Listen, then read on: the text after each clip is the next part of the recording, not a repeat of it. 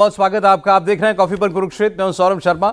आपके प्रोग्राम में बातें होती हैं खुल्लम खुल्ला और वो आपको बताते हैं जो कोई और आपको नहीं बताता। प्रोग्राम में प्रदीप सिंह जी आ चुके हैं। सर बहुत स्वागत है आपका। हमारे पॉलिटिकल एडिटर देवेंद्र पराशर हमारे साथ हैं। देवेंद्र जी बहुत स्वागत है आपका। और शांतनु गुप्ता जी हमारे साथ हैं। शांतनु जी बहुत स्वागत। कल 15 अगस्त है। नरेंद्र मोदी लगातार अपना 12वां भाषण देंगे लाल किले से। और आज हम प्रोग्राम में ये बात करेंगे कि नरेंद्र मोदी कल लाल किले से देश को क्या बड़ा संदेश दे सकते हैं। आप अगर उनके पिछले भाषणों का एक लबोलब आप देखें तो उनके भाषण में कोई एक ब्रॉड थीम होती है। जैसे 2014 में स्वच्छता मिशन की बात उन्होंने की, जनधन योजना की बात की, 2015 में डिजिटल इंडिया की बात की, 2016 में ग्राम स्वराज की, 2017 में एक राष्ट्र एक संविधान जिससे 370 हटाने की कश्मीर से भूमिका बनी, 2019 में उन्होंने जल जीवन मिशन शुरू किया, घर घर पेयजल पहुंचाने की, वो काम बड़ी तेजी से इस वक्त चल रहा है। इसके अलावा आत्मनिर्भर भारत की चर्चा वो कर चुके हैं। फिर उन्होंने पिछले साल एक राष्ट्र एक चुनाव इसकी बात की थी, वन नेशन वन इलेक्शन की। तो एक ब्रॉड थीम रहती है, उससे ये अंदाजा लगता है कि भाई इस वर्ष या आने वाले 1-2 वर्षों में इस सरकार का फोकस कहाँ होगा। तो ये हम आज चर्चा करेंगे कि प्रधानमंत्री कल क्या संकेत दे सकते हैं। देश में मुद्दों की कोई कमी नहीं है। पाकिस्तान से अभी आपका युद्ध हुआ है तो पाकिस्तान उनकी इस कल के भाषण में आना ही चाहिए। आज कुछ और घोषणाएं भी हुई हैं, वो मैं आपको बताता हूं। पाकिस्तान का नाम लेने से भी अब प्रधानमंत्री चूकते नहीं है किसी भी मंच से, तो पाकिस्तान का नाम भी हो सकता है कल के उनके भाषण में। फिर उन्होंने जो अभी एक भाषण में कहा, जब ये ट्रंप और टैरिफ वाला विवाद हमारा चल रहा था, कि मैं अपने किसानों का कोई नुकसान नहीं होने दूंगा और मुझे मालूम है इसके लिए मुझे बहुत बड़ी व्यक्तिगत कीमत चुकानी पड़ेगी। तो किसान का मुद्दा भी इसके अंदर हो सकता है। या अब इस वक्त जो देश के चुनावी तंत्र पर, लोकतंत्र पर एक किस्म से सवालिया निशान खड़ा करने की कोशिश ऑपोजिशन खासकर राहुल गांधी कर रहे हैं, इलेक्शन कमीशन को अपना निशाना बना करके, इस पर प्रधानमंत्री कुछ कहेंगे। तो कल के भाषण के लोडेड होने के बहुत सारी वजहें हैं। अब सवाल यह है कि वो लोडेड किस वजह से हो सकता है। तो सर आज का प्रोग्राम शुद्ध स्पेकुलेशन है। प्राइम मिनिस्टर कल क्या कह सकते हैं, कुछ मालूम नहीं या जो ऑब्वियस दिखाई दे रहा है इन्हीं में से कुछ। आज 14 अगस्त है जी, तो 14 अगस्त के हिसाब से आपने कपड़े पहनने लगता है। शेड थोड़ा कम है अभी। कह सकते हैं आप। भाई आज देखिए विभाजन विभीषिका दिवस भी है ना सर, याद दिलाने के लिए। तब तो आपको सैफरन पहनना चाहिए था कल सुबह। तो बात यह है कि क्या बोलेंगे इसके बारे में अनुमान ही लगा सकते हैं, लेकिन एक चीज़ तो हम सब लोगों को पता है कि देश के सामने इस समय चुनौतियां क्या है, और प्रधानमंत्री के सामने भी वही चुनौतियां होंगी जो देश के सामने चुनौती है। और चुनौती उनके लक्ष्य को लेकर है। उनका लक्ष्य 2047 तक जो है भारत को विकसित राष्ट्र बनाना है। तो उसके लिए ज़रूरी क्या है, जिस पर वो लगातार जोर दे रहे हैं, पहली बार नहीं देंगे। मुझे लगता है इस बात का जिक्र ज़रूर होगा स्वदेशी पर, मेक इन इंडिया पर, कि आर्थिक रूप से, सैन्य रूप से हम आत्मनिर्भर बने। और ऑपरेशन सिंदूर ने ये बताया है कि हमारी आत्मनिर्भरता की जो कोशिश चल रही है, जो प्रयास चल रहा है, उसमें हमको कितनी सफलता मिली है। जी, हमारे जो देशी हथियार थे, चाहे एयर डिफेंस सिस्टम हो, चाहे हमारे जेट हों, चाहे मिसाइल्स हों, उनकी मारक क्षमता क्या थी ये पता चला, पूरी दुनिया ने देखा। और उसके बाद जो है जो आर्थिक संकट ये टैरिफ वॉर के कारण आया है, तो आपको बेल्ट कस के, जो पायलट बोलते हैं कि टर्बुलेंस है आगे, तो अपनी पेटी बांध लीजिए, कुर्सी की पेटी बांध लीजिए, तो पेटी बांध लीजिए। 4, 6, 8 महीने का संकट हो सकता है। उससे मुकाबले के लिए देश को तैयार रहना चाहिए। मुझे लगता है देश को मनोवैज्ञानिक रूप से वो तैयार करने की कोशिश करेंगे कि संकट का समय है, लेकिन अगर सब साथ रहेंगे, मिलकर लड़ेंगे, तो इससे जीत जाएंगे। तो थीम इसके इर्द गिर्द होगा, और मुद्दे क्या उठाएंगे वो तो हम लोग बता नहीं सकते कि क्या हो सकते हैं। अंदाज़ा ये मुझे लगता है कि उनका फोकस जो है वो स्वदेशी पर और मेक इन इंडिया पर ज़्यादा होगा। और उसके अलावा जो है डेमोक्रेसी को लेकर जिस तरह से दुनिया भर में अलग अलग देशों में अमेरिका और उसके डीप स्टेट ने डिस्टेबलाइज किया है, उस तरह की कोशिश सोरोस के बारे में वो लाल किले से तो नहीं, वैसे बोल ही चुके हैं कि किस तरह से जो है अराजकता फैलाने की, पैदा करने की कोशिश हो रही है, देश के खिलाफ षड्यंत्र हो रहा है। उन मुद्दों पर भी मुझे लगता है बोलेंगे। चुनाव आयोग के मामले का सीधे हो सकता है जिक्र न करें, कर भी सकते हैं, लेकिन डेमोक्रेसी को कमजोर करने की कोशिश हो रही है, ये उनके भाषण में जरूर होना चाहिए। होगा कि नहीं पता नहीं, लेकिन ये ऐसे मुद्दे हैं जो देश के सामने चुनौती के रूप में है।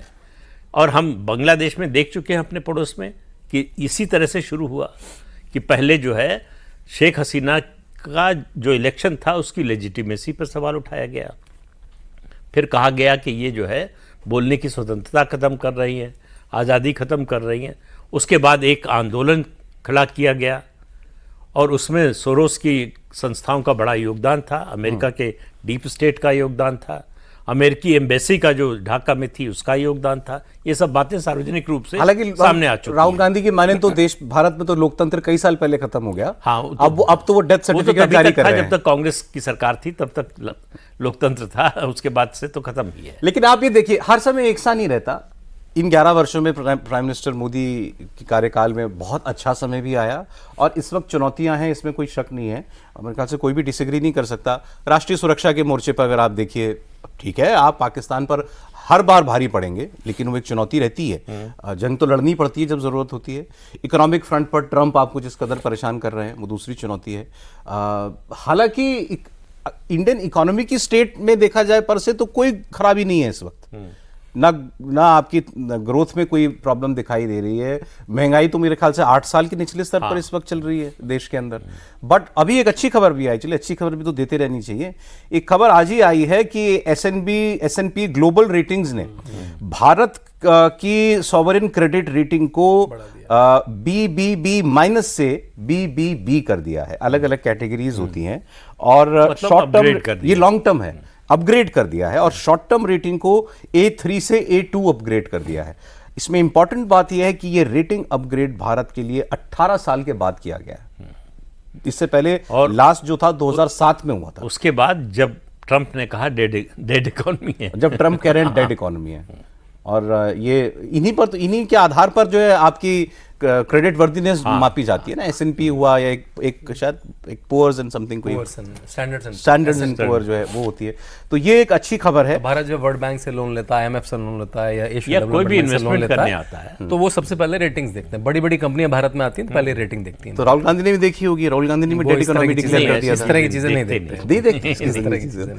एनीवे, इकोनॉमिक फ्रंट पर आपके लिए एक चुनौती ट्रंप पेश कर रहे हैं। राष्ट्रीय सुरक्षा की हमने बात की, और तीसरी बात जो अंदर से जो माहौल पैदा किया जा रहा है, भारत के लोकतंत्र पर सवाल खड़ा करने की कोशिश जो इस वक्त ऑपोजिशन कर रहा है, इस सरकार के लिए तो चुनौती है ही वो भी। तो आपको लगता है सब चीज़ों का एक समावेश हो सकता है? बिल्कुल सर। इंटरनल एक्सटर्नल चैलेंजेस हैं, इंटरनल जो उपलब्धियां हैं, एक्सटर्नल जो उपलब्धियां हैं, एक्सटर्नल जो चैलेंजेज हैं, इन चारों चीज़ों के इर्द गिर्द ये रहेगा। जैसे इंटरनल उपलब्धियों के लिहाज से सभी मिनिस्ट्रीज से सब डिटेल डाटा ले लिया गया है। अलग अलग जो स्कीम चल रही है, खासतौर पर जो सोशल सिक्योरिटी से रिलेटेड स्कीम है, किसानों पे फोकस, महिला यूथ किसानों पे, उससे संबंधित जो भी स्कीम्स हैं उनके डाटा खास तौर पे लिया गया है, चाहे तौर पर प्रधानमंत्री मोदी के स्पीच के लिए। लेकिन जो हाईलाइट के बाद जो आप कह रहे हैं ना सर, ऑपरेशन सिंदूर के बाद अगर प्रधानमंत्री मोदी का लाल किले की प्राचीर से स्पीच हो रहा है तो समझ लीजिए कि किस इर्द गिर्द जाना है।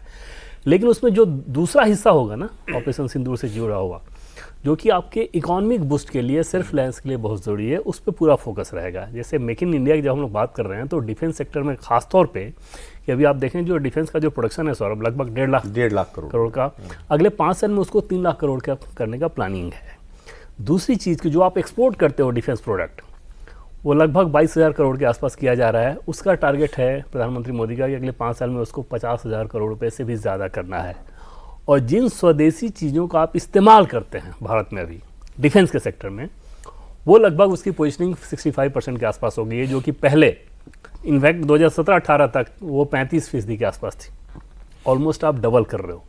तो ये जो रोड मैप उन्होंने खींचा है ना ऑपरेशन सिंदूर ने, ये और बता दिया है कि इसकी कितनी ज़्यादा ज़रूरत है, किस शिद्दत से ज़रूरत है, न सिर्फ सुरक्षा के लिहाज से बल्कि उसका दूसरा पहलू कि आप जब डिफेंस के प्रोडक्ट एक्सपोर्ट करोगे तो आप सोचो कितना बड़ा हब बन रहे हो। किसानों के बारे में तो उन्होंने खुल के जो बताया कि भाई वो सीधे सीधे संदेश था डोनाल्ड ट्रंप के लिहाज से ही, तो वो एक बार फिर से उस चीज़ को वो हाईलाइट करेंगे। और इस ट्रेड को लेके, ट्रेड डील को लेके जो बातचीत चल रही है अपनी तरफ से चल रही है, उसमें कहा यह जा रहा है कि हाँ अभी तक डोनाल्ड ट्रंप जो कर रहे हैं वो शोशेबाजी के अलावा बहुत ज़्यादा नहीं देखा जा रहा है उसको। संभव है कि 15 अगस्त को जब पुतिन से उनकी मुलाकात हो, ये सारी चीज़ें, उसके बाद अचानक से वो चीज़ें ठीक भी होने लगे, क्योंकि एक बार अगर रशिया के साथ आपका रशिया यूक्रेन वॉर को लेकर अगर चीज़ें सॉल्व हो गई तो फिर किस हिसाब से आप टैरिफ आप लगाएं। तो वो सारी चीज़ों को बहुत ज़्यादा गंभीरता से नहीं लिया जा रहा है। उस कंडीशन में पीएम लाल किले के प्राचीर से ज़रूर ये संदेश देना चाहेंगे कि हमें इन सारी चीज़ों पे प्रभावित होने की ज़रूरत नहीं है। आपके अंदर इतनी ताकत होनी चाहिए, आपके इकॉनमी के अंदर इतनी ताकत होनी चाहिए कि ऐसी चीज़ों को झेल सकें। ग्लोबल साउथ पे वो जोर देंगे। ग्लोबल साउथ पे जोर देने का सीधा मैसेज रहेगा कि इन बिना नाम लिए डोनाल्ड ट्रंप को ये मैसेज कि ऐसे दबाव के आगे हम झुकने वाले नहीं हैं। तो अभी पावर कॉरिडोर में आप बात करें तो ये सारी चीज़ें ये समझ में आ रही हैं कि इन सब चीज़ों पे बहुत ज़्यादा फोकस रहने वाला है। एआई टेक्नोलॉजी, उसमें कैसे आप ज़्यादा से ज़्यादा अपने आप को ग्रो करें, और वो भारत की इकॉनमी लगातार दिखा रही है, भारत का नेतृत्व लगातार दिखा रहा है कि हम अपने इंटरेस्ट के हिसाब से चल रहे हैं। आज भी विदेश मंत्रालय में जब पूछा गया इन सारे सवालों, चाहे चाइना के संदर्भ में या अमेरिका के संदर्भ में, बहुत सदा हुआ जवाब था। पाकिस्तान के संदर्भ में बहुत सदा हुआ जवाब था कि इंडस वाटर ट्रीटी को लेके हम उस तरह की चीज़ों को सीधे सीधे खारिज करते, हम मानते ही नहीं। इससे ज़्यादा सेल्फ रिलायड स्टेटमेंट क्या हो सकता है कि आप बार बार कह रहे हो कि नहीं हम उसको नहीं मानते, हमने जो फैसला किया है हमने किया। इंडस वाटर ट्रीटी में मुझे लगता है जिक्र होना चाहिए। निश्चित तौर पर होना चाहिए। इस तरह से तो ये मतलब पाकिस्तान को एक चंक तो ये हो गया आपका, पाकिस्तान मतलब पूरा highlight वही रहना है, सिंदूर। हाँ। हाँ, ये बड़ा हाईलाइट ये रहेगा इस बिल्कुल बार। बिल्कुल, वो एकदम से समझ में आ रहा है कि आप किसी लेवल पे बात करें तो ये समझ में आ रहा है कि वो पूरा, हालांकि वो ऑब्सेस नहीं रहेगा कि आप बाकी चीज़ें छोड़ दें, अपनी उपलब्धियां छोड़ दें, वो सब रहेगा, लेकिन हाईलाइट तो एकदम पाकिस्तान है। अरे ये मंच इतना बड़ा है ना, मतलब प्लेटफॉर्म इतना बड़ा है, 15 अगस्त का पूरी दुनिया आपको उस वक्त देख रही होती है। किसी भी और मौके पर बोलने से ज़्यादा अहमियत है इस मौके की। इसमें अगर आप मेरे पास ये भी डेटा है कि उन्होंने कब कब कितना बोला है, तो पिछला हाईएस्ट था, पिछला 98 highest था मिनट, पिछला हाईएस्ट था, इस बार हाईएस्ट 98 मिनट लगा। इस बार हाईएस्ट होने के सारे आधार मौजूद हैं। सबसे लंबा भाषण हो सकता है ना, 2 घंटे क्योंकि के इतने आसपास। मुद्दे हम लोगों ने बोले तो उसमें से कुछ समाहित तो होगा ही सब कुछ। मतलब इस बार तो 2 घंटा भी बोल रहे हैं तो ये नहीं लगेगा कि मौसम यार, भी बुरा नहीं है। हाँ माहौल है उसके लायक। अच्छा, ये कोई चुनावी रैली जैसा भी नहीं होता जिसमें आप केवल मतलब रेटोरिक कर रहे हैं। ये रेटोरिक प्लस कुछ एक दिशा, कुछ डेटा। 15 अगस्त का भाषण या किसी भी देश के लिए स्वतंत्रता पे भाषण देना बड़ी बात होती है, लेकिन नरेंद्र मोदी ने उसका स्टेचर बढ़ा दिया है। मैं इसलिए कहूँगा, मैं पॉलिसी मेकिंग में बहुत क्लोजली वॉच करता हूँ। कोई भी पॉलिसी बनती कैसे, उसका इनपुट कहाँ से आता है। पहले आया करता था वो प्लानिंग कमीशन से पहला इनपुट, नीति आयोग से, किसी एक्टिविज्म से भी आता है वो, कि भाई किसी ने एक्टिविस्ट कुछ करा तो आया। जो नरेंद्र मोदी बोलते हैं वो पॉलिसी इनपुट बन जाता है। वो एक बड़ी मतलब स्वच्छता, जब मुझे याद है मैं यूके में पढ़ता था तो ये शर्म की बात थी कि भारत में 50% ओपन डेफिकेशन है, मतलब लोग बाहर शौच में जाते हैं। अभी वो मतलब वो 1% 2% भी नहीं बचा। तो उन्होंने स्वच्छता, लोगों को लगा स्वच्छता कौन बोलता है लाल किले की प्राचीर से, टॉयलेट बनाने की बात बहुत राहुल गांधी ने नरसिम्हा में या बैंगलोर के किसी उसमें केस स्टडी बोल दिया था स्टूडेंट्स के सामने कि ये कोई मुद्दा है लाल किले से बोलने का। लेकिन सब बच्चों ने कहा हाँ है। मुझे याद है जब हम यूके में थे तो एक पेपर में तस्वीर चला करती थी कि व्यक्ति फोन पे है और बाहर शौच कर रहा है। मतलब फोन तो आ गए इनके पास लेकिन शौचालय नहीं आ पाया। तो उनकी इतनी सारी चीजें क्योंकि वो पॉलिसी में आ चुकी हैं, मेरे ख्याल से जो सबसे बड़ा विजन है वो कल इकोनॉमिक विजन होगा। बाकी सब इरिटेंट्स हैं। अब वो कोई बड़ा पाकिस्तान जैसा वो इरिटेंट, वो बड़ा चैलेंज है, या राहुल गांधी एक छोटा इरिटेंट है, तो उसकी वो तो आएगी बात। लेकिन उनका मेन विजन होगा जिसमें टैरिफ आ सकता है, जिसमें जो यूके के साथ, जो यूरोप के साथ, ईयू के साथ जो ट्रेड डील्स हैं। और एक बात जो अभी आपने जल्दी से बोल दी वो बड़ी इंपॉर्टेंट है, वो है मेरे ख्याल से आर्टिफिशियल इंटेलिजेंस। इस समय जो अगली जो दुनिया है उसकी जो टेक्नोलॉजी है, आपके जो चैनल जैसे चलेंगे, आपका जो ग्राफिक्स जैसे होगा, आपकी जो नया डेटा साइंस आएगी, वो सारी एआई पे है। और अभी चाइना ने अभी 2 महीने पहले कहा है कि 6 साल से ऊपर के हर बच्चे को जरूरी रूप से एआई पढ़ाया जाएगा। हमारे यहाँ भी कुछ मिशन पॉलिसी चल रही है। मेरे ख्याल से एआई पे, कोडिंग पे कुछ बड़ी बात होगी। कम से कम 5-6 मिनट उस पर बताएंगे कि वो कैसे पॉलिसी का पार्ट बने, क्योंकि अगला जो दशक है, अगले जो दशक आने वाले हैं उसमें गवर्नेंस से लेकर इकोनॉमी में आर्टिफिशियल इंटेलिजेंस का बड़ा रोल होने वाला है। प्रधानमंत्री इसको समझते भी हैं। आज मॉडर्न वॉरफेयर में भी, मॉडर्न वॉरफेयर में उसका इस्तेमाल होने आज वाला की है। एक इम्पॉर्टेंट खबर और है, अभी थोड़ी देर पहले की डेवलपमेंट है। वो सुप्रीम कोर्ट ने एक पिटीशन लेकर के गए, प्रशांत भूषण वकील थे, वो पिटीशन लेकर के गए कि ये बांग्ला भाषियों को बांग्लादेशी होने के संदेह में डिटेन किया जा रहा है, पकड़ के रख लिया जा रहा है और फिर उनकी जांच होती है। इसमें उनको बड़ा परेशान होना पड़ता है। ममता बनर्जी ने तो इसको एक बहुत बड़ा मूवमेंट बनाने की कोशिश भी की, बड़ा आरोप लगाया उन्होंने। सुप्रीम कोर्ट ने साफ कह दिया कि हम डिटेंशन पर रोक नहीं लगा सकते। कि अगर वो मान लीजिए कि वो अवैध बांग्लादेशी है तो आप उसको छोड़ देंगे तो वो तो गायब हो जाएगा तुरंत आपकी शहर में। आपको वो व्यक्ति, तो आप उसको फिर दोबारा कैसे ढूंढेंगे? तो मेरे ख्याल से एक इंपॉर्टेंट डेवलपमेंट है। आपको लगता है कि ये इलीगल इमिग्रेंट्स की बात भी वो हो सकती है? ये बिल्कुल होगी, मुझे लगता है ज़रूर होगी। डेमोग्राफी पर बात होगी। अच्छा, कि देश की डेमोग्राफी को किस तरह से बदलने की कोशिश हो रही है, उसमें सुधार जो करने की कोशिश हो रही है उसको किस तरह से डिरेल करने की कोशिश हो रही है। तो आखिर ये कौन लोग हैं जो घुसपैठियों के समर्थक हैं, क्यों समर्थक हैं? जो अपने देश के नागरिक नहीं हैं उनके पक्ष में क्यों कोई भी पॉलिटिकल पार्टी हो, कोई लीडर हो, कोई संस्था हो, उसको क्यों खड़े होना चाहिए? दुनिया में ये कहीं नहीं है। और इस समय आप पूरी दुनिया का माहौल देखिए, इलीगल इमिग्रेंट्स के खिलाफ हर जगह, अमेरिका, जर्मनी, फ्रांस, यूके, हर जगह माहौल। लिबरल गवर्नमेंट्स जो हैं यूके में देखिए वीजा की पॉलिसी सख्त हो गई है। तो इसलिए जो है भारत उससे अछूता रहेगा, और भारत तो सबसे बड़ी समस्या झेल रहा है। कितने करोड़ हैं इसकी गिनती भी नहीं है पूरी, अलग अलग समय पर अलग अलग अनुमान के आधार पर बताया जाता है। लेकिन ये रास्ता मुझे लगता है कि शायद इस मुद्दे को हल करने के लिए एनआरसी की बात बोल सकते हैं। बोलेंगे कि नहीं पता नहीं, लेकिन एनआरसी ही इसका हल है और कोई तरीका नहीं है। आप टेम्परेरी जो है रिलीफ प्रोवाइड कर सकते हैं, छोटे मोटे कदम उठा सकते हैं, लेकिन एनआरसी के बिना, और दुनिया में शायद ही कोई देश हो जहां एनआरसी ना हो। आपको अगर मालूम ही नहीं है कि आपका सिटीजन कौन है, तो आप पॉलिसी किसके लिए बना रहे हैं? पिछली बार एनआरसी का नाम लिया था तो आग लगाने की कोशिश हो वो गई थी समय निकल गया।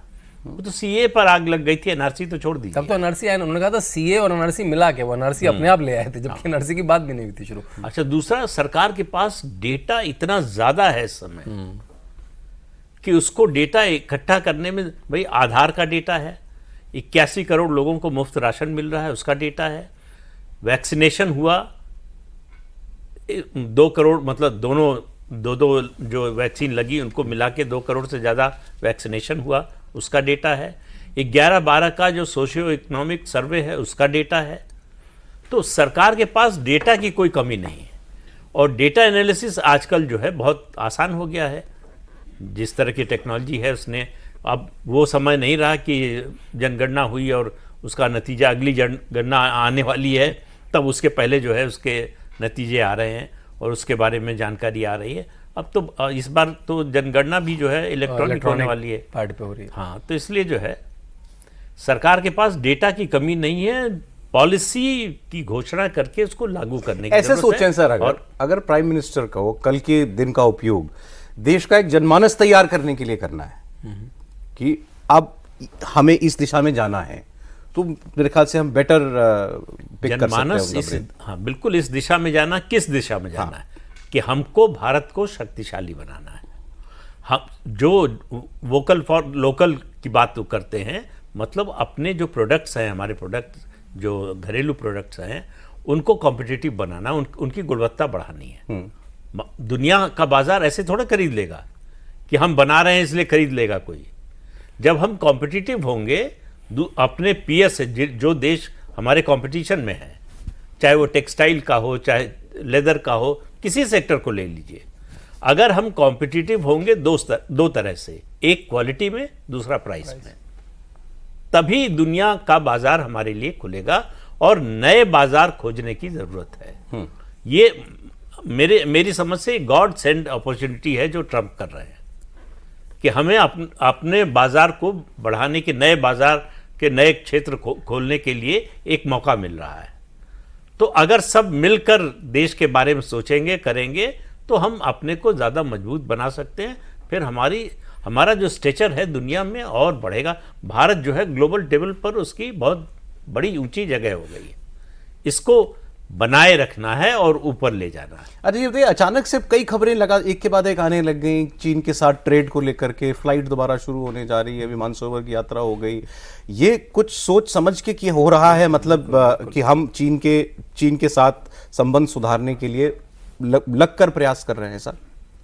निश्चित है, उसमें कोई दो राय नहीं, बट एससीओ मीटिंग तो पहले से सौरभ तय थी और उसके लिहाज से वो यहाँ पे आने आपने ट्रेड वाली बात की तो मुझे उसका ख्याल है। और एनएसए से बातचीत होनी है, जयशंकर का रसा जाना, तो वो एक मैसेजिंग तो डोनाल्ड ट्रंप के लिए है ही कि अगर इस तरह की चीज़ें, अगर आप नीजर रिएक्शन के आधार पर रिएक्ट करना शुरू करेंगे तो हमारे पास और भी ऑप्शन है। ऐसा नहीं है कि अब अच्छा भारत, चीन और रूस अगर तीनों ये एक साथ आना शुरू हों तो ऑलरेडी उनकी मसबत कहा यह जाता है, अमेरिका में इस बात को लेकर बहुत ज़्यादा चर्चा रहती है कि ब्रिक्स को लेकर डोनाल्ड ट्रंप जिस प्रकार से डी डॉलराइजेशन करने के लिए एक मुहिम चलती है, ब्रिक्स के बारे में ऐसा मानते हैं कि उसका मकसद यही है। तो उस कंडीशन में वो एक प्रेशर ऑलरेडी रहता है। हालांकि विदेश मंत्रालय ने आज भी यह साफ किया है कि भारत की ऐसी कोई मंशा नहीं है, कोई एजेंडा नहीं है, मतलब कि इस तरह का कोई एजेंडा हो।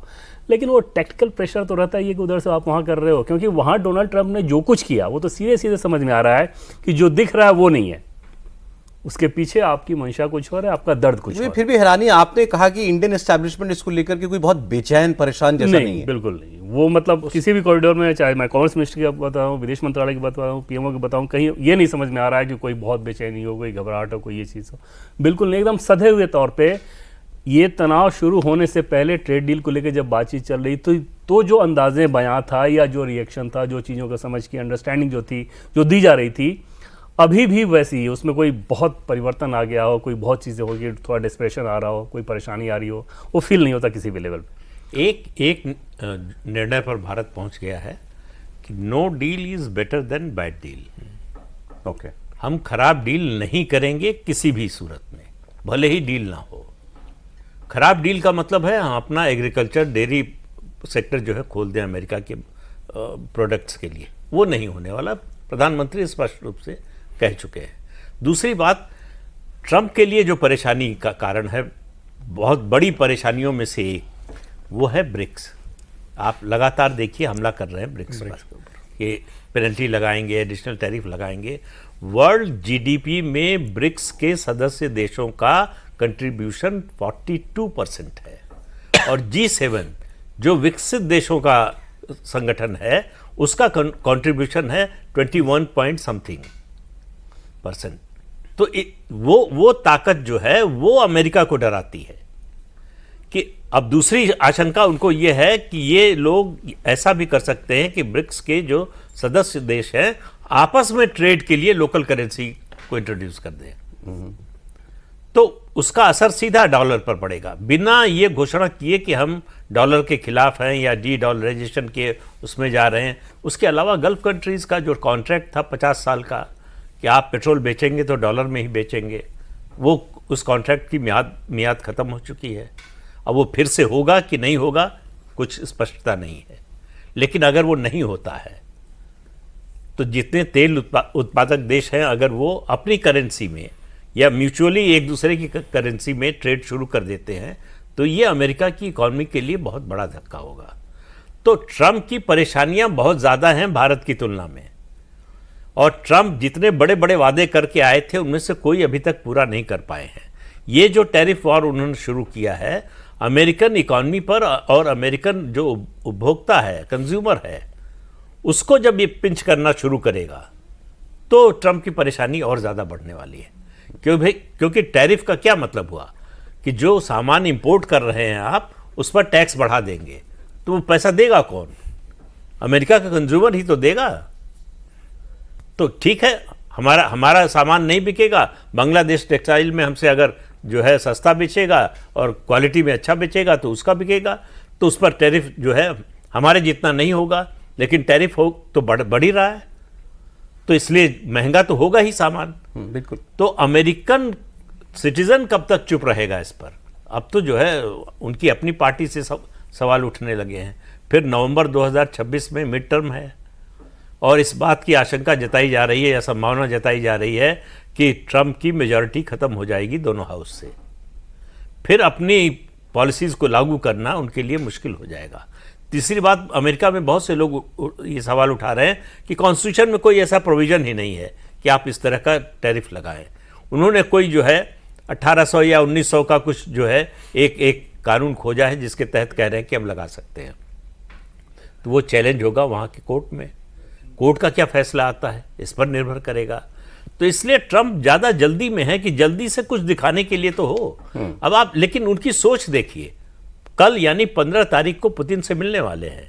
आज बयान दे रहे हैं कि अगर पुतिन जो है समझौते के लिए तैयार नहीं हुए तो इसके बहुत गंभीर परिणाम। शुक्रवार से कल डेडलाइन भी कर दी है। तो आप समझौते की बात कर रहे हैं और धमकी दे रहे हैं और मिलने वाले हैं उनसे। तो कैसे ये हो सकता है? दुनिया ऐसे तो चलती नहीं है।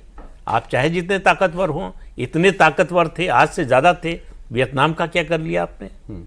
आपने अफगानिस्तान का क्या वो कर तो दिया? उनको वहां से भाग रियलिटी के आए। चेक, भारत के मामले में बहुत बड़ा रियलिटी चेक मिल गया। इनको लगा होगा कि मान ही लेगा भारत हमारी बात, और मान जाते मान तो ही लेगा नहीं, उनको ये उम्मीद थी कि मोदी दौड़ते हुए आएंगे कि कम कर दीजिए। और कुछ मानना तो छोड़िए, कम से कम एक बार यही मान लिए होते कि हाँ अमेरिका ने युद्ध रुकवाया है, वो भी नहीं मारा। 32 बार बेचारे ने नहीं, बोला। नहीं, उनके और इस बार एक्स भी आप नहीं एनएसए मान ने रहे हैं। कहा, मजाक किया कि मोदी को चाहिए, भारत को चाहिए कि अब ट्रम्प का नाम जो है नोबेल प्राइज के लिए 2 बार रिकमेंड कर दे। अच्छा, उनका वो जो फ्रस्ट्रेशन था कि भाई भारत रिएक्ट तक नहीं कर रहा है, तो जिस हिसाब से वो एक्स पे अपने पोस्ट करते हैं, मतलब अपने ट्विटर वाले पे, उनको उम्मीद थी कि यहाँ से पीएम मोदी भी ये करेंगे। उनको पता ही नहीं था कि यहाँ का हैंडलिंग किस तरीके से होता है। कि ट्रम्प का बोलना ट्वीट देखा, नहीं। मैं 3 ट्वीट कर चुका हूं, आई हैव डन 3 कोई ट्वीट्स, जवाब नहीं। Narendra Modi has not replied. नहीं, वो वाला फेक था मेरे ख्याल से, वो फेक था, वो वाला फेक उनके था। रिएक्शन की लगातार भारत के तरह, भारत के बस ऑफिसर लगातार बोलते रहे इस बात को कि हाँ क्या करना है, किस तरह से। अच्छा, हैरानी बस और अब एक चीज़ और कि पावर कॉरिडोर से ये बात बताया गया है कि यूएस का जो कॉमर्स मिनिस्ट्री है और भारत की कॉमर्स मिनिस्ट्री, क्योंकि वहाँ तो शुद्ध रूप से फैक्ट्स पे बात होती है ना, दोनों के रेड लाइन थे कि हम आपके रेड लाइन में नहीं जाएंगे, आप हमारे रेड लाइन में नहीं जाएंगे, बाकी चीज़ों पे बात हो रही थी। और वहाँ की कॉमर्स मिनिस्ट्री इस बात को समझ रही थी, बावजूद इसके डोनाल्ड ट्रंप नहीं मान रहे। मतलब वहाँ की सरकार, वहाँ की कॉमर्स मिनिस्ट्री भारत के स्टैंड को अच्छी तरीके से समझ रही थी कि हाँ ये इनका रेड लाइन है, इस पर हमें नहीं जाना है। और जो चीज़ें जानी उस पर बातचीत चली है, और ये negotiation रेड के बीच लाइन में आपने आज ले से लिया। नहीं, WTO के समय से है। उसमें आप अचानक से बीच में आगे शुरू हो गए, उसके बाद कहना शुरू कर दिया। वो वहाँ के लिए भी रहस्य है कि इसके पीछे वजह क्या है। ठीक है। अब ये जो आपने बात कही है कि भाई लोकतंत्र पर एक सवाल, जैसे कल से 2-3 शगुफे और शुरू हुए हैं हमारे देश के अंदर। कांग्रेस ने कहा, एक तो बीजेपी को किसने सलाह दी थी वो प्रेस कॉन्फ्रेंस करने की, कि आप बताइए कि राहुल गांधी घुसपैठियों के वोट से जीते हैं और फ्रॉड वोट से जीते हैं अभिषेक बनर्जी और डिम्पल यादव और अखिलेश यादव। कांग्रेस ने कह दिया थैंक यू वेरी मच, आपने हमारे साथ मिलकर इलेक्शन कमीशन की चोरी पकड़ी और अब मोदी से कहिए कि सत्ता छोड़ तर्क ये था कि अगर वोटर लिस्ट खराब है तो वो अयोध्या में भी खराब थी, तो फिर ये वो कहते ना कि अमेठी में भी खराब ऐसे थी। कहा नहीं गया शांतनु जी ना, वो तो सीधे कहा गया कि ये फ्रॉड, ये देखिए कुल डूबेस मिला वोटिंग की वजह से आप चाहे जीते। बीजेपी कह रही हो, चाहे कांग्रेस कह रही हो, या कोई और पार्टी कह रही हो, सब लोग कह रहे हैं कि मतदाता सूची में गड़बड़ी है, गड़बड़ है। उसको ठीक किया जाना चाहिए। उसको ठीक करने का एक ही तरीका है, SIR। नहीं, अब मैं जो सवाल पे आ रहा था वो ये कि क्या इसका कोई इम्पैक्ट जो है बीजेपी एज अ पार्टी या गवर्नमेंट में, जहां पे जिस दिन से भी आपको बात होती हो, कोई नजर आता हो कि यार ये जो माहौल बनाने की कोशिश हो रही है कि ये भी ठीक नहीं है या इसका भी जवाब आना चाहिए। हाँ, एक चीज़ जैसे सौरभ, एक अंडरस्टैंडिंग ये समझ में आती है कि ऐसा क्या है, उसके टाइमिंग को लेके कहा जाता है कि यूएस में डोनाल्ड ट्रंप अगर इंडिया पे प्रेशर बना रहे हो तो लगभग कमोबेश उसी समय यहाँ पर भारत के कॉन्स्टिट्यूशनल बॉडी पे इस तरह का अटैक करके एक माहौल करने की कोशिश की जा रही है। तो वो एक कनेक्शन इस रिस्पेक्ट में बात हो रही है, इस रिस्पेक्ट में बात हो रही है। और ये बोला गया है कि अब पहली बार नहीं हो रहा है, ऐसा पहले भी होता है। और उसमें एक डिजाइन देखा जाता है कि क्या बात है, कि मतलब वहाँ से अगर कुछ हो रहा है फिर यहाँ भी आप शुरू करो, और जो यहाँ शुरू कर रहे हो वो इतना ख़राब कि मतलब एकदम अगर लोग उस बात को ना समझें तो आप तो एकदम क्रांति कराने की कोशिश कर रहे हो कि भाई पूरा का पूरा चुनाव ही फेक था। कहा जाता है ना कि जम्मू कश्मीर में आतंकवाद तभी शुरू हुआ था जब चुनाव में धांधली हुई, बिल्कुल उसके बाद ये आतंकवाद बात शुरू बिल्कुल हो गया। मैं कहूंगा कि ये हमको करनी चाहिए। कहां से शुरू हुआ सर, बताएंगे ज्यादा। कश्मीर की 86 का चुनाव जो है 86 का चुनाव जब रिग हुआ, उसके बाद और आज आप कैंपेन दे रहे हो वोट चोर गद्दी छोड़। बिल्कुल, और फिर उस तरह की बातें आप कर रहे हैं, तो उस तरह के डिजाइन को समझा जा सकता है भाई मकसद क्या है, आप किस तरह के डिजाइन में जा रहे हो। वोटर लिस्ट में सौरभ, जब से आप भी होश संभाले होंगे, जब से हमने संभाला, जब से हम लोग रिपोर्टिंग कर रहे हैं, एक भी चुनाव ऐसा नहीं याद होगा जहां पे कुछ ना कुछ वोटर ये ना बताएं कि हमारा नाम कट गया, हम तो बूथ पे गए, हमारा नाम नहीं था। उसमें सुधार की जरूरत रहती रहती है, किसी न किसी का नाम और कट गया होगा, क्रमशः एक सुधार की प्रक्रिया चल रही है। कभी बैलेट पे आप स्याही डाल के पानी में डाल के उसको खराब करते थे, वहां से प्रोसेस लगातार वो चल रहा है और हमेशा वो सुधार की प्रक्रिया होते रहनी चाहिए। लेकिन उसको इस रूप में डिजाइन कर देना कि चुनाव चोरी है, वोट चोरी कर लिया गया, यहाँ ऐसा हो गया, वहाँ ऐसा हो गया। अजीब बात यह है कि आप जो बीमारी बता रहे हैं उसका इलाज हो रहा है, तो कह रहे हैं इलाज भी मत करो। इलाज भी मत करो, ये बीमारी है, हम बता रहे हैं, लेकिन इसका इलाज नहीं होने देंगे। इसका इलाज है सड़कों पे आओ दंगा करो, बस ये इलाज है इसका। और ये पहली कोशिश है नहीं, वो तथाकथित जो किसान आंदोलन वो था, भी वही कोशिश। सीए के खिलाफ जो आंदोलन था, फिर राफेल के खिलाफ कोशिश की गई, पेगासस का मुद्दा उठाया गया, हिंडनबर्ग की रिपोर्ट का मुद्दा उठाया गया। तो ऐसा आखिर अडानी पर ही अटैक क्यों? अडानी दो काम कर रहे हैं इस देश में, एक इंफ्रास्ट्रक्चर में इन्वेस्टमेंट जिसमें रिटर्न सबसे कम होता है, और बहुत पोर्ट, बहुत एयरपोर्ट, बहुत दिनों बाद आता है। हाँ, ये जो अभी केरल में पोर्ट बना है, होड़ लगी है सीपीएम, कांग्रेस और बीजेपी में कि इसका श्रेय किसको मिले। विजिंगम पोर्ट, हाँ, विजिंगम पोर्ट। तो ये ट्रांसशिपमेंट जो है पोर्ट बना है। पहला हमारा जो है डीप सी पोर्ट है। नहीं तो हमको सिंगापुर, दुबई और दूसरे देशों में अपनी शिप भेजना पड़ता था। छोटे कंटेनर्स में माल लादा जाता था और लाते थे, अरबों रुपया खर्च होता था, वो बंद हो गया। तो और दूसरा, जिस समय अटैक हुआ हिंडनबर्ग का अमेरिका में जो शुरू हुआ, ग्रीन एनर्जी का उनका जो प्रोजेक्ट है, उनकी कंपनी है, उसका आईपीओ लिस्ट होने वाला था अमेरिका में। उस समय वो लिस्ट नहीं हुआ, सवाल उठा दिया आपने जी। तो जो काम कर रहे हैं अडानी की कंपनियां कर रही हैं हाइड्रोजन और सोलर एनर्जी पर, कि हमारी ये जो डिपेंडेंस है इंपोर्टेड ऑयल पर, वो कम हो या खत्म हो। नहीं, जो बात ये कह रहे थे कि शांतु पहले आपको कि क्या अगर यहाँ पावर कॉरिडोर्स में ये बात हो रही है कि भाई कहीं इसमें कोई कोऑर्डिनेशन तो नहीं है, कहीं क्या कि बाहर से भी आप पर हमला हो रहा है, अंदर ऐसा माहौल बन रहा और है। देखिए अभी दोनों बातों में क्या लगा कि जहाँ पे हमारा पाकिस्तान से हमला हुआ या हमें इकोनॉमिक वॉर है, उसी समय आप शिगुफा छोड़ते हैं। जब अदानी का आईपीओ आने वाला है, उसी समय आप कर रहे हैं, और भारत में भी आप उसको उठा रहे हैं मुद्दा, तो वो सिंक है। ऐसे ही सोरोस टूलकिट बार बार नहीं बोलते। मगर ये शुरू एसआईआर की वजह से हुआ। हर राहुल बार गांधी हुआ आज था, जहां ऐसा तक हर इसको बार ले गए वो बढ़ गए वहां तक, लेकिन शुरू तो एसआईआर से लेकिन हुआ वो तो एसआईआर वो इतना विरोधाभासी है। एसआईआर क्या कर रहा है? वोटर लिस्ट को क्लीन कर रहा है। आप कह रहे हैं वोटर लिस्ट क्लीन नहीं है, तो एसआईआर तो होना चाहिए। नहीं, बल्कि मैंने सिर्फ NRC ये तक बात जाना कहा चाहिए कि उसको। ये बात आई कहां से, तो वो एसआईआर जब एक प्रक्रिया शुरू हुई हमारे यहाँ, तब से ये सारा माहौल बनना शुरू हुआ। इकोनॉमिक डेट एसआईआर से तो नहीं था ना, मतलब उस तरह की चीज आप सोचो ना कि इकोनॉमिक डेट मतलब पूरी दुनिया भारत की इकोनॉमी को पोस्ट कोविड के दौर में भी किस रूप में देख रही है। राहुल गांधी और आप किस सीधे तरह डेट से बना बोल दी रहे उसको। हैं कि आपको पता नहीं है। केवल मोदी को और वित्त मंत्री को पता नहीं है, बाकी पूरी दुनिया को पता है कि इंडिया डेड इकोनॉमी है। मतलब जो यूनिकॉर्न्स हैं, जो मतलब $1 बिलियन से ज्यादा का असेसमेंट है, तीसरा भारत है कंट्री जिसमें अमेरिका चाइना के बाद सबसे ज्यादा यूनिकॉर्न। शांतु जी, पता नहीं क्यों मुझे ये इससे तो प्रोग्राम शुरू करना चाहिए था, अचानक मेरे दिमाग में सवाल आया, राहुल गांधी की कुर्सी कल कहाँ लग रही है?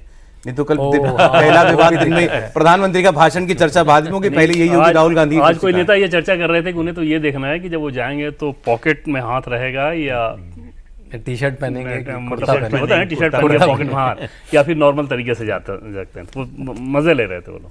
हाँ, नहीं तो इस बार तो एलओपी वाला वो है प्रोटोकॉल, उसमें कोई दिक्कत नहीं है। वो तो पिछली बार भी मिला होगा। LOP मतलब कैबिनेट मिनिस्टर। वो बिल्कुल तो जहाँ कैबिनेट मिनिस्टर बैठेंगे वहीं बैठे। नहीं, फिर सर याद कीजिए लास्ट टाइम कंट्रोवर्सी हो गई थी ये, हुई थी बिल्कुल। लेकिन कि राहुल गांधी के बैठने की कुर्सी कहाँ पीछे थी। अब सोचिए कि पीएम अगर उतनी देर बोलेंगे तो उतनी देर तो राहुल गांधी को सुनना पड़ेगा।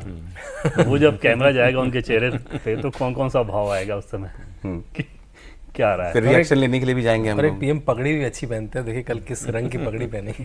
नहीं, कल तो टी शर्ट पहन के नहीं आएंगे मुझे लगता है। ना ना ना ठीक। हाथ पॉकेट में रहेगा कि नहीं, चला जाता है ना उनका। बहुत समय हालांकि से पार्लियामेंट में भी आप मैंने देखें देखा नहीं सौरभ, उनको। पार्लियामेंट में भी इस सेशन में भी मैं डेली उनको देखता हूँ भाई। अरे किसी के कपड़े पे कमेंट नहीं होना चाहिए, बट नेताओं के भीतर ये चर्चा रहती है, इसलिए हम लोग इस बात नहीं, डिमीनर पे तो बात होती है नेताओं के, आपकी बॉडी लैंग्वेज पे तो चर्चा होती है। राहुल गांधी, अब कुछ लोगों को वो जो है बड़ा कूल लगता है, कुछ को वो बड़ा एरोगेंट लगता है, कुछ को लगता है कि वो नॉन सीरियस है जिस तरीके से वो रहते हैं। लेकिन ये है कि असल में उनका डिमीनर और उनकी बात दोनों का मेल हो जाता है, इसलिए वो हाईलाइट हो जाता है और ज्यादा।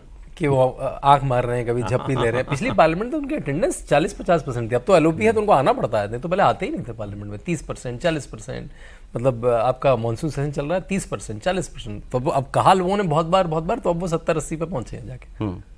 तो वो तो नॉन सीरियस तो रहे हैं हर समय। नहीं, लेकिन सर राहुल गांधी, मतलब ये है कि चला मुद्दा नहीं चला अलग बात है, लेकिन मुद्दा इन्होंने कुछ ना कुछ उठाए जरूर रखा हर वक्त।